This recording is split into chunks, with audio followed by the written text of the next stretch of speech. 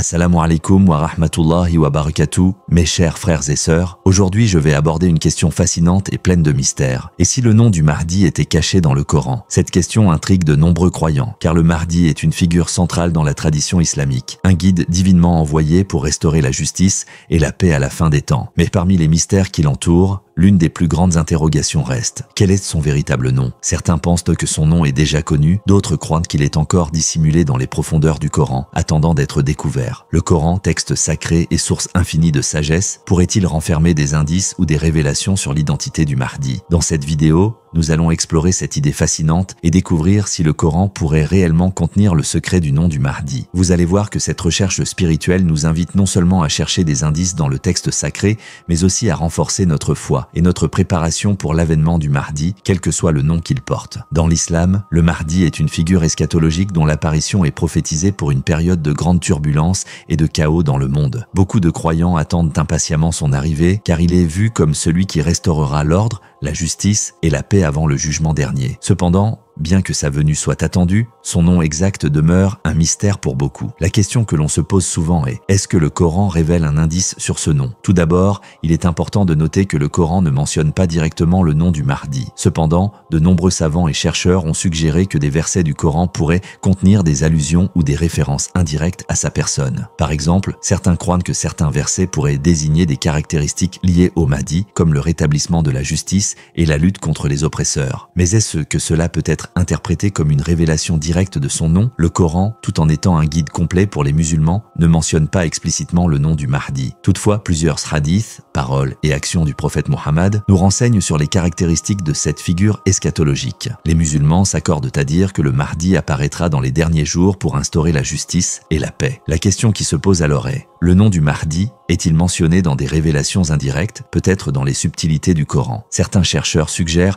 que la recherche du nom du Mahdi pourrait être basée sur des indices cachés dans des versets du Coran. Par exemple, certains versets parlent de la venue d'un dirigeant juste et pieux qui régnera sur le monde avec équité. Ces descriptions, bien que ne mentionnant pas le Mahdi par son nom, pourraient être interprétées comme des allusions à son identité. Des versets relatant des événements futurs pourraient aussi être associés à la période de sa venue. Certains versets indiquent que la paix et la justice doivent régner à la fin des temps. Et bien que ces textes ne désignent pas directement le Mahdi, ils sont souvent reliés à son rôle eschatologique. Un autre point à explorer est l'idée que le nom du Mahdi pourrait être caché dans les lettres et les mots du Coran. Le Coran est connu pour ses subtilités linguistiques et sa richesse, et certains érudits avancent l'idée que certaines lettres ou mots possèdent une signification plus profonde, souvent inaccessible aux non-initiés. Par exemple, les lettres Alif, Lam, Mim, qui apparaissent fréquemment dans le Coran, sont perçues par certains comme des clés mystérieuses qui, une fois comprises, pourraient révéler des vérités cachées. De telles interprétations sont cependant sujettes à débat, car elles nécessitent une grande expertise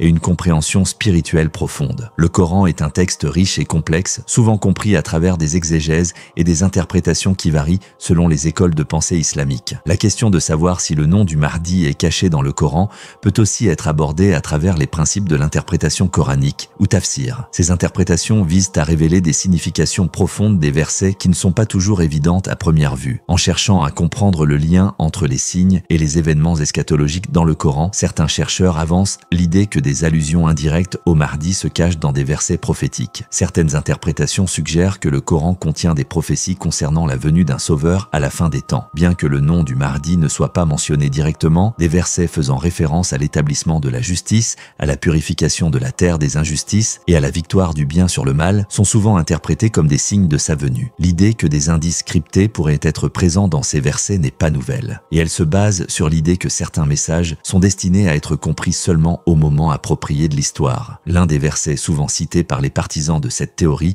est celui où il est fait mention d'un calife ou d'un dirigeant juste. Par exemple, le verset 55 de la sourate An-Nur 24-55 dit: Allah a promis à ceux d'entre vous qui croient et accomplissent de bonnes œuvres qu'il les établira sur terre, comme il a établi ceux qui étaient avant eux, et qu'il rendra leur religion qu'il a choisie pour eux. Ce passage est vu comme une promesse divine que la justice régnera, une caractéristique essentielle du règne du Mahdi. Une autre approche pour découvrir des allusions au Mahdi dans le Coran pourrait consister à analyser la structure des versets eux-mêmes. Certains croient que le nom du Mahdi pourrait être révélé par la combinaison des lettres arabes ou des mots qui se répètent d'une manière particulière à travers le Coran, une approche souvent appelée science des lettres ou ilm al-huruf. Ce domaine de recherche se concentre sur la signification cachée derrière les lettres arabes et les combinaisons qu'elles forment dans les versets du Coran, offrant ainsi une autre voie potentielle pour la découverte d'informations cachées. L'interprétation des signes eschatologiques dans le Coran est donc un domaine qui continue de susciter débat et réflexion. Si le nom du Mahdi n'est pas directement mentionné, certains croient que des éléments subtils, des descriptions prophétiques et des allusions cryptées existent et que le Coran contient des réponses qui attendent d'être décryptées, à la lumière des événements qui se dérouleront dans l'avenir. L'islam a une tradition profonde d'interprétation mystique et ésotérique où des symboles et des signes sont souvent perçus comme des indications divines qui se révèlent avec le temps. Le nom du Mahdi, selon certains érudits et mystiques, pourrait être caché dans les versets coraniques d'une manière subtile et symbolique, attendant le moment précis de sa révélation. Ces interprétations reposent sur l'idée que le Coran, bien que complet et final dans son message, contient des couches de signification qui ne sont pas toujours apparentes à première vue. Parmi les approches ésotériques qui explorent cette idée, il y a des réflexions sur des versets spécifiques qui parlent de la justice, de la guidance divine et de la victoire sur le mal, des thèmes qui sont souvent associés à l'apparition du Mahdi dans les hadiths. Certains érudits voient dans ces versets des allusions indirectes au Mahdi, suggérant que son nom pourrait être caché dans des références plus larges à la justice et au rétablissement de l'ordre sur terre. Un exemple souvent cité dans ce contexte est le verset du Coran. Nous avons envoyé vers vous un messager pour vous délivrer la bonne nouvelle et vous avertir. Coran 35-24. Bien que ce verset parle généralement des prophètes et messagers envoyés par Allah, certains mystiques croient que l'apparition du Mahdi, en tant que guide ultime, est aussi une forme d'accomplissement de cette promesse. De cette manière, il est suggéré que le Mahdi pourrait être indirectement mentionné dans le Coran à travers ces symboles de la justice et du rétablissement divin. En outre, les aspects mystiques de la compréhension du Mahdi dans le Coran ne sont pas limités à des simples interprétations littérales. Pour les soufis et d'autres écoles de pensée ésotérique, l'idée que le Mahdi possède une sagesse cachée dans le texte coranique s'inscrit dans la tradition d'un savoir caché, ilm al-batin, où certaines vérités ne sont révélées qu'à des moments spécifiques de l'histoire. C'est ainsi que certains croient que le nom du Mahdi pourrait être entrelacé avec des codes, des chiffres ou des structures grammaticales dans le Coran, attendent d'être découverts lorsque l'époque appropriée arrivera. D'autres érudits, en particulier parmi les musulmans chiites, sont convaincus que le Mahdi est déjà né et que son nom est déjà connu dans les sphères spirituelles, mais que sa révélation publique viendra à l'heure prévue par Allah. Ce point de vue est soutenu par la croyance que le Mahdi est en occultation et qu'il reviendra au moment où les conditions mondiales seront prêtes pour sa mission. La conclusion sur le secret du nom du Mahdi dans le Coran met en lumière une réflexion spirituelle profonde. Dans cette perspective, la révélation du Mahdi est vue comme un moment divin, où les signes cachés dans les textes sacrés seront enfin compris